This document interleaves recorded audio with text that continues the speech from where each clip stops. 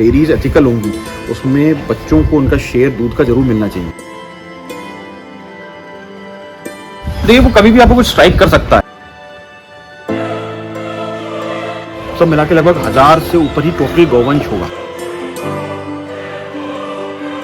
Cow is required by humans and this अर्थ।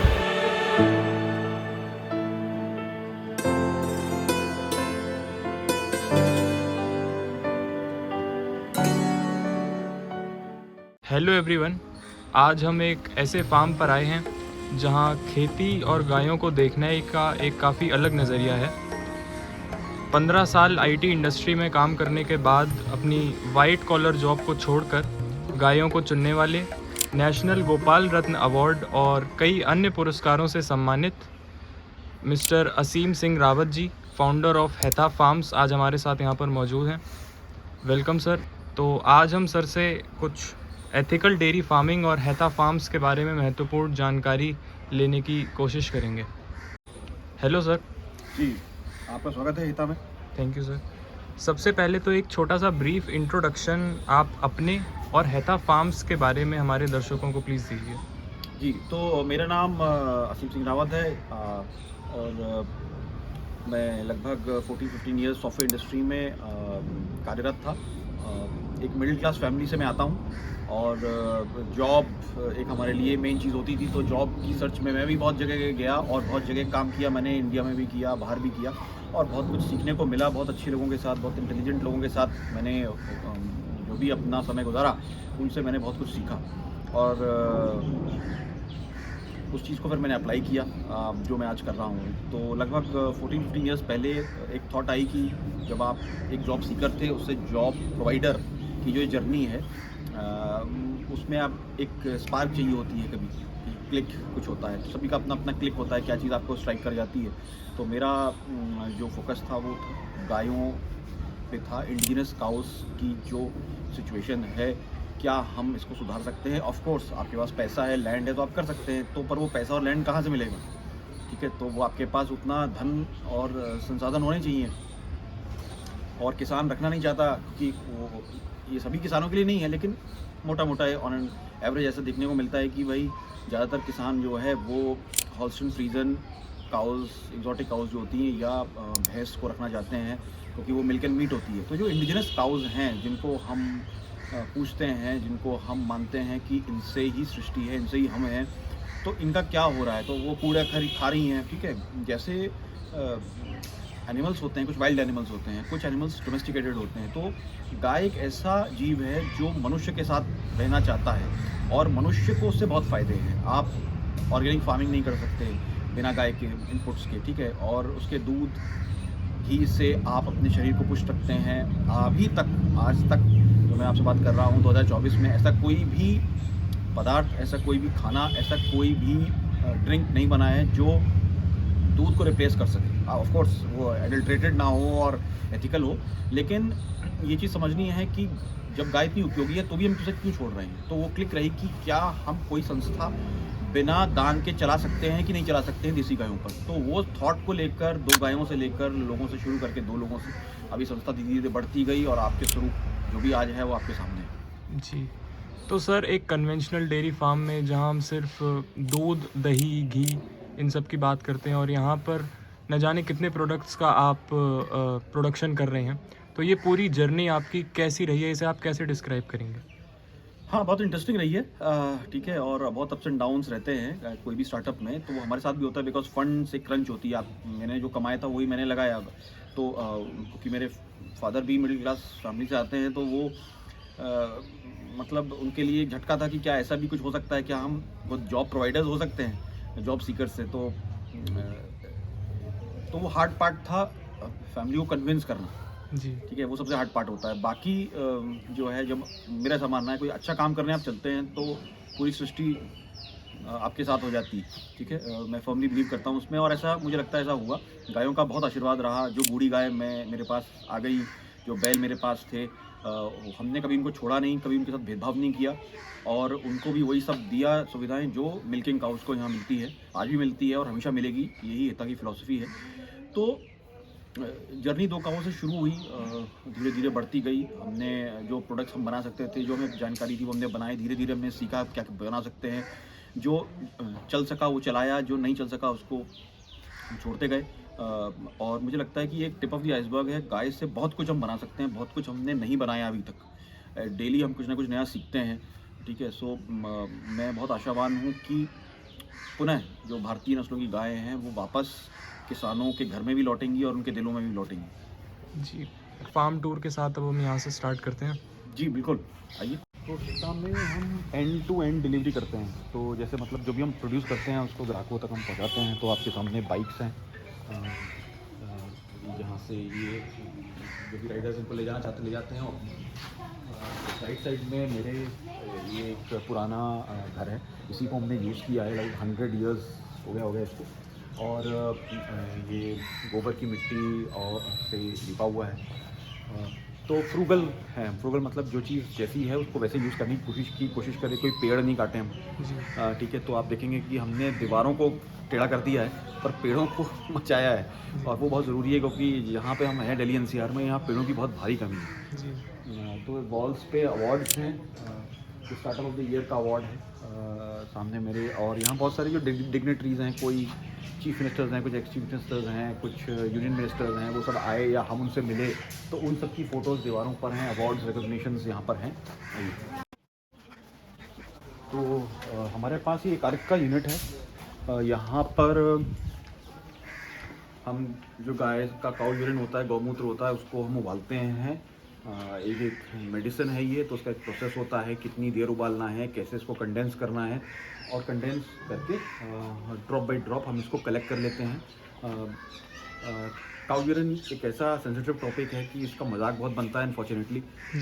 तो आपके माध्यम से मैं बताना चाहूँगा कि एक मेडिसिन होती है, मेडिसिन को मेडिसिन के रूप में लेना है, कैसे बनाना है वो भी एक लाइसेंस्ड चीज़ है, दवाई है। तो उसको बनाने की कला आपको पता होनी चाहिए, और बनाकर पैक करना, और किस बीमारी में वो लगेगी वो एक डॉक्टर, एक आयुर्वेद वैद्य, एक पंचकर्म वैद्य ही बता सकता है। तो हमें ये ध्यान रखना है कि ये मेडिसिन बहुत पावरफुल है, लेकिन बशर्ते कि इसका यूज़ सेंसिबली किया जाए, एक वैद्य के द्वारा किया जाए। सर, अगर सिंपल शब्दों में समझा जाए तो ये गौमूत्र का अर्क होता क्या है? बेसिकली काउ यूरिन आप कलेक्ट करते हैं, उसको आप बॉईल करते हैं। जब बॉईल करके कंडेंस करते हैं तो उसे हम अर्क कहते हैं। ओके, ठीक है। ऐसे जैसे फूलों का कोई अर्क होता है या कोई चीज़ों का अर्क होता है, तो वैसे ही गौमूत्र काउ यूरिन का अर्क बनाते हैं। हम एक सोलर पावर्ड यूनिट है। तो दिल्ली एनसीआर में सन काफ़ी रहता है। तो कोशिश ये की गई है कि पूरे यूनिट को सोलर से ही चलाया जाए। गायों के ईंधन से बहुत सी चीज़ें आप देख रहे हैं, जो लकड़ी है या उपले लगे हुए हैं उनसे है। और कुछ जो भी चीज़ें हम सन से ले सकते हैं वो हम कोशिश करते हैं कि हम उनसे लें। ये यहाँ पे एक ऑफिस है मेरा। तो इसको आप देख सकते हैं, ये ऑफिस है। कुछ स्टोर रूम्स हैं यहाँ पर। ऑफिस में हम ओपन सोर्स सॉफ्टवेयर यूज़ करते हैं। जैसे हम इंडिजिनस काउस के सपोर्टर हैं, वैसे ही हम ओपन सोर्स सॉफ्टवेयर चलाते हैं, यूज़ करते हैं। ये हमारी फ़िलॉसफी का पार्ट है। सर, ये ओपन सोर्स सॉफ्टवेयर होते क्या है, अगर आप हाँ, explain तो कर सकें? Good question.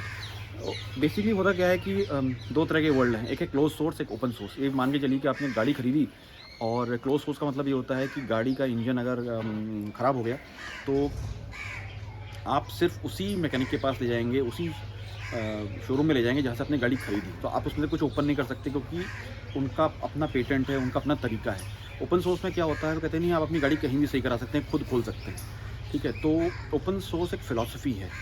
ये फ़िलॉसफी ये कहती है कि एजुकेशन फ्री होनी चाहिए। सबको पता होना चाहिए कि एक ब्राउज़र कैसे लिखा गया है। अगर आप में इंटरेस्ट है तो आप देख सकते हैं, अगर आप में इंटरेस्ट है तो। अगर आप कोई ऑपरेटिंग सिस्टम यूज़ करते हैं, जैसे विंडोज़ हुआ, मैक हुआ, ठीक है, और एंड्रॉयड हुआ, ये जो लाइनक्स बेस्ड है, BSD हुए, तो ये जो ऑपरेटिंग सिस्टम्स होते हैं, इसमें ये जो दुनिया दो ध्रुवों में बटी हुई है। एक जो क्लोज सोर्स है, इसमें विंडोज़ आ जाता है, जो है एप्पल आ जाता है, और एक लाइनक्स, BSD, ये सारे ऑपरेटिंग सिस्टम्स हैं जो पूरे दुनिया में रिसर्च स्कॉलर्स यूज़ करते हैं, सारी यूनिवर्सिटीज़ यूज़ करती हैं, और बहुत सारी स्पेस एजेंसीज़, मतलब लगभग सभी लोग इसे यूज़ करने लगे हैं, करते हैं, और सही रीज़न भी है। क्योंकि एजुकेशन फ्री होनी चाहिए, जैसे मैंने आपसे कहा। तो एक फ़िलॉसफी है ये, जैसे काउज़ की फ़िलॉसफी है, इंडिजिनस काउज़ की, वैसे ही ओपन सोर्स सॉफ्टवेयर की एक फ़िलॉसफी है। तो आप मेरे पास आके देख सकते हैं, यहाँ पे काम चल रहा है। ये स्टाफ है जो वर्क कर रहा है। तो पीछे चलते हैं गायों में, वो देख लेते हैं। तो जैसे एंटर करते हैं, यहाँ से काउज़ का सेक्शन शुरू हो जाता है। आपके पीछे इंडिजिनस काउज़ हैं, एक यूनिट खड़ा हुआ है जो दूध वाली गाय हैं, जो दूध देती हैं, उनके बच्चे आप देख सकते हैं। ये समझना बहुत ज़रूरी है कि गाय तभी दूध देती है जब उसका बच्चा हो। तो जब हम ट्रेडिशनल डेयरी की बात करते हैं और हम बात करते हैं जो नॉर्मल डेयरीज़ में होता है, तो उसमें फ़र्क ये होता है, सवाल आपने पूछा भी था, कि जो डेयरीज़ एथिकल होंगी उसमें बच्चों को उनका शेयर दूध का ज़रूर मिलना चाहिए। अगर आप ऐसा नहीं कर रहे हैं तो आप उनके साथ बहुत बड़ा जो है अन्याय कर रहे हैं, और फिर उस बच्चे की जगह आपको ऑक्सीटोसिन के इंजेक्शन लगाने पड़ते हैं, और वो दूध में जो अभी हार्मोन आता है वो अच्छा नहीं है, क्योंकि वो आर्टिफिशियल है, गाय के लिए भी अच्छा नहीं है, और आप जो नेचुरल साइकिल है काऊ की वो ख़त्म कर दे रहे हैं। ठीक है, तो नेचर के साथ खिलवाड़ नहीं करना है। अपने स्मॉल जो है इसे कह सकते हैं लालच के लिए आप जो है अपनी सेहत अपनी भी ख़राब करते हैं, और समाज की तो आप कर ही रहे हैं, जहाँ भी दूध या दूध के प्रोडक्ट्स आते हैं वैसे। तो सर एक क्वेश्चन है कि जैसे आज के समय में जहाँ सारी दुनिया पैसे के पीछे भाग रही है, प्रॉफिट मैक्सिमाइजेशन मेन मोटिव है आज के समय में लोगों का, तो वहाँ पर आप एक ऐसा चांस लेकर आपने देखा कि गायों के साथ साथ उनके बछड़े, बूढ़ी गायें, इन सब को भी संभाल के रखा जा सके, उनका पालन पोषण किया जा सके, तो ये इसके पीछे बेसिक आइडिया कहाँ से आया, क्या था मेन? देखिए, वो कभी भी आपको कुछ स्ट्राइक कर सकता है, ठीक है ना। तो जैसे मैंने आपसे कहा कि मेरे लिए ये इंपॉर्टेंट था कि क्या एथिकल मिल्किंग करके एथिकली आप कोई संस्था चला सकते हैं देसी गायों पे, नहीं है, मतलब मूल मंत्र ये था। तो सडनली ये इजी नहीं है, ठीक है, क्योंकि ये एक वे ऑफ लाइफ है। ये ऐसा नहीं है कि आपने इमीडिएटली 10 रुपये लगाए और आपको 500 रुपये मिल गए, ठीक है, तो ये वो मार्केट नहीं है, ठीक है।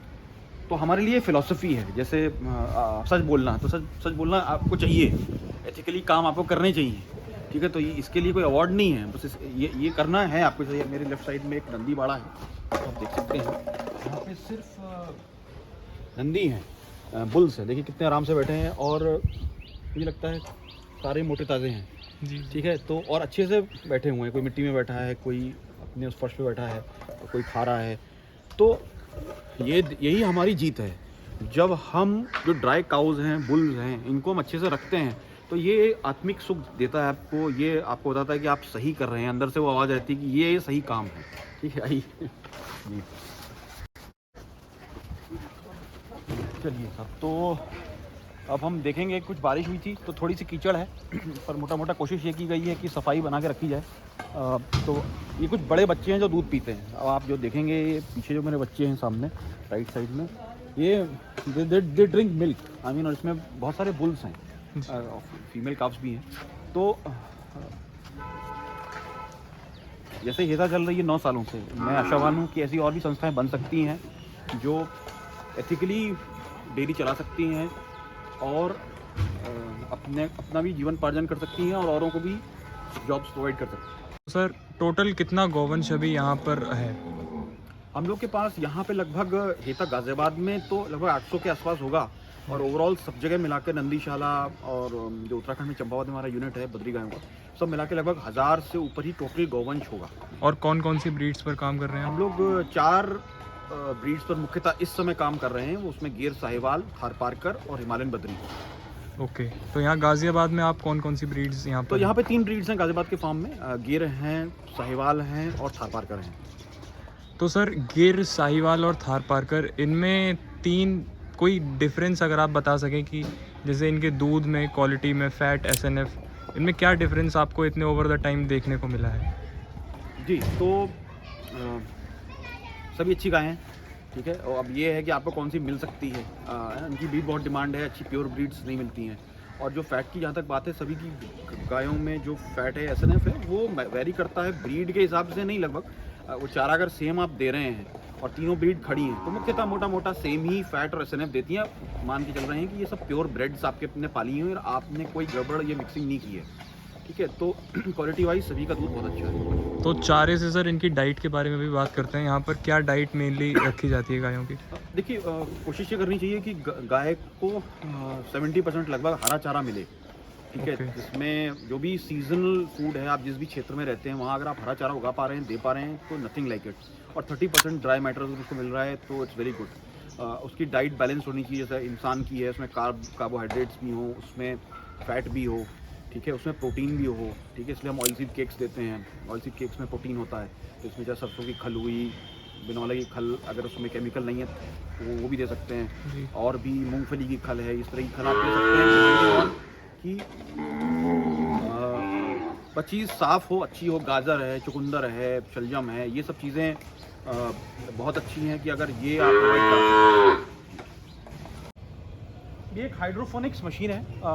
ये हम डिपेंडिंग ऑन फॉडर सिचुएशन चलाते हैं, और इसमें एक बार में 220 किलो जो है हमें फॉडर मिल जाता है, हाइड्रोफोनिकली ग्रोन। तो ये ऑर्गेनिक ही होता है, क्योंकि आपने सिर्फ बीज लगाया, उसमें सिर्फ पानी से 7 दिन के अंदर इसको आपको हार्वेस्ट करना होता है, और ये एक चटाई सी बन जाती है, उसको खींच के आप गाय में डाल सकते हैं। तो इसमें प्रोटीन भी होता है, कार्ब्स, फैट्स, विटामिन, मिनरल सब होते हैं। तो it's a very nutritious fodder, और फार्मर्स के लिए ये काफ़ी यूज़फुल है। अंकुरित चारा कैसे? अंकुरित चारा जिसे कहा जाता है। देखिए इतना बड़ा बच्चा है, वो अपनी माँ का दूध अभी भी पीना चाहता है, क्योंकि लगभग ड्राई हो गई है, बच्चे के साथ रहती है। और ये एक तरीका है हेता में, जिसमें जब हम गाय को ड्राई हो जाती है तो उसको छोड़ देते हैं उसके बच्चे के साथ। तो देखिए दोनों साथ रहते हैं, दोनों हेल्दी हैं। अगर आप नज़र मारेंगे तो दोनों हेल्दी हैं। तो यही क्रम है जो फॉलो करना चाहिए, और यही एथिकल भी है, ठीक है। उसको अलग मत करिए बच्चे को। देखिए कितने अच्छे से दोनों साथ रहती हैं, ठीक है। तो सर बुल्स को जैसे आप रखते हैं, आपने बताया कि बुलंदशहर में आपने नंदीशाला बना रखी है, तो बुल्स, कुछ ही बुल्स ब्रीडिंग में यूज़ किए जाते हैं। जी। तो बाकी बुल्स की पावर को आप कैसे चैनलाइज करते हैं, या क्या यूज़ उनसे आप ले रहे हैं वहाँ पर? देखिए बुल्स में बहुत पावर है, बहुत कुछ करने के लिए। दिक्कत है हम क्या उसको समझ पा रहे हैं, कर पा रहे हैं कि नहीं। सारा गेम वो है, ठीक है। तो हमारी जितनी समझ है उसके हिसाब से हम गोबर गौमूत्र उनका यूज़ करते ही हैं। हम गौ आधारित कृषि करते हैं, हम सर्टिफाइड ऑर्गेनिक फार्मर्स हैं, तो इसमें तो वो यूज़ होता ही है। और दूसरा ये है कि हमारे पास अपने बैल हैं, बैलगाड़ी आपने देखी होगी, उसमें चारा जा रहा है, गोबर आ रहा है, तो ये कर सकते हैं, ठीक है। और हम तो कर ही रहे हैं। तो उसके बाद तेल निकालने के लिए रैट होती है, पानी निकालने के लिए रैट होती हैं, वो सब भी आप यूज़ कर सकते हैं। तो इमेंस अपॉर्चुनिटीज़ है। बुल पावर कही जाती है, जैसे हॉर्स पावर होती है, ठीक है। जैसे अब हॉर्स का यूज़ नहीं है, तो ऐसा क्यों नहीं है? क्योंकि हम खुद नहीं यूज़ कर रहे हैं, और उससे हमें क्या मिला, हमारा पोल्यूशन इतना ज़्यादा हो गया। सब जगह आप देख रहे हैं एनसीआर में सांस लेने की वो नहीं हो पा रही है, ठीक है। तो we are the cause of what all that we have done. जब तक एनिमल्स होते हैं, नेचर उनको बैलेंस करके रखती है, ठीक है। Of course you have to intelligent, you have to find ways कैसे आप फास्टर बेटर इक्विपमेंट्स बना सकते हैं, ठीक है। लेकिन मेरा ये मानना है कि वर्ल्ड इकनॉमी तभी बेहतर होगी, इंसान तभी बेहतर होगा, शांति उसको तभी मिलेगी जब वो सबके साथ समन्वय बना के चले, नेचर के साथ, एनिमल्स के साथ। आप एनिमल्स को इरेडिकेट करके जो है ये एक अच्छा जीवन नहीं बना सकते। ये हम नहीं कह सकते कि हम सभी जानवरों को ख़त्म कर देते हैं। तो जो बैलों को ख़त्म करने की मुहिम चल रही है, ये मेरे हिसाब से बिल्कुल ठीक नहीं है। और हमें अपना दिमाग लगाना चाहिए। यूज़ भगवान ने दिया है, इसको करना ज़रूरी है कि कैसे हम इनका यूज़ इस करंट सेंचुरी में यूज़ कर सकते हैं, क्या चीज़ ये दे सकते हैं, ठीक है। तो I am very positive as youngsters like you, ठीक है। और जो स्टूडेंट्स हैं जो रिसर्च करते हैं, so keep researching, find out कि इनकी पावर कहाँ यूज़ हो सकती है। इसी से सर मैं एक और क्वेश्चन पर आना चाहूँगा कि वीगनिज़म एक वर्ड है जो कि आज काफ़ी पॉपुलर है आज के टाइम में जी। तो उस पर आपका क्या टेक है? जैसे आप यहाँ पर डेयरी फार्म चला रहे हैं, जी। गायों को पाल रहे हैं, और वीगनिज़म में इन्हें ख़त्म करने की बात कही जाती है, तो उस पर आपका क्या टेक है? देखिए ये फैंसी वर्ड है, और विद ड्यू रिस्पेक्ट, जब वो वीगनिज़म शुरू हुआ, वो शुरू क्यों हुआ, ये पहले ये समझते हैं। तो हम थोड़ा सा उनको अप्रिशिएट भी करेंगे, क्योंकि एनिमल क्रुएल्टी देखकर सभी का हृदय जो है व्याकुल हो जाता है कि भाई कैसे कट रहा है कोई, कैसे मर रहा है। तो उसी से वो कॉन्सेप्ट शुरू हुआ कि यार प्लीज़ इनको मारो नहीं, समझिए। अब हमने कंफ्यूज से क्या कर लिया कि हम गाय भी मार रहे हैं, देखिए सब लोग नहीं मार रहे हैं, ठीक है, ये वो इंडस्ट्री है। गाय क्यों ज़रूरी है, पहले यहाँ शुरू करते हैं। तो हम मान लेते हैं कि गाय से हमें मिल्क मिलता है, इमीडिएटली सब कहते हैं हमें मिल्क मिलता है। अच्छा, अगर आप मिल्क नहीं पियेंगे तो क्या होगा? तो आप भाई क्या हम मर जाएंगे, भूखे रह जाएंगे? तो एक रिसर्च हुई, रिसर्च में पाया गया कि जो लोग मिल्क पे रहते हैं वो ज़्यादा लंबा जीते हैं, उनकी बॉडी ज़्यादा स्ट्रॉन्ग रहती है। ठीक है, तो इसमें बहुत रिसर्च हुई है और ये सिद्ध है कि मिल्क जैसा न्यूट्रिशियस फूड उस कॉस्ट में कोई और अभी तक नहीं बना है, 2024 तक तो नहीं बना है। ठीक है, तो ये ज़रूरी भी है, लेकिन एथिकल है कि नहीं? मान लीजिए आपने गाय का बच्चा हुआ, उसको आपने मार दिया और आप जो हैं ऑक्सीटोसिन के इंजेक्शन लगा रहे हैं और फिर आप मिल्किंग कर रहे हैं, तो ये अनएथिकल है। अनएथिकल होने की वजह से वीगनिज्म को एक हवा मिली। ठीक है, तो आप एथिकल मिल्किंग करिए, आप गाय को उसका शेयर दीजिए। ठीक है, गाय को क्या फ़ायदा मिलता है? ऑफकोर्स उसको सिक्योरिटी मिलती है, उसको फॉडर मिलता है। गाय अकेले जंगल में नहीं जी सकती है। गाय का जब बच्चा पैदा होता है तो हम लोग उनके साथ रहते हैं। बहुत से बच्चे खड़े नहीं हो पाते नेचुरली, और चारों टीट, गाय के पास 4 टीट होते हैं और वो इसलिए दिए गए हैं ताकि वो सबका पालन कर सके उस टीट से। तो गाय के बच्चे को चारों थन दूध नहीं चाहिए होता है। उसके दूध इंडिजिनस काउ में, जिसमें भी कम मिल्क है, उसका भी बच्चा 2 टीट से ज़्यादा पीता है तो उसको लूज मोशन, डिसेंट्री हो जाती है, वो हजम नहीं कर पाता है। और बहुत से ऐसे बच्चे होते हैं जो 1 टीट से पी लेते हैं, 3 टीट जो नेचर ने दिए हैं वो भरे रह जाते हैं और उसमें मैस्टाइटिस हो जाती है। तो गाय हमसे बंधी हुई है।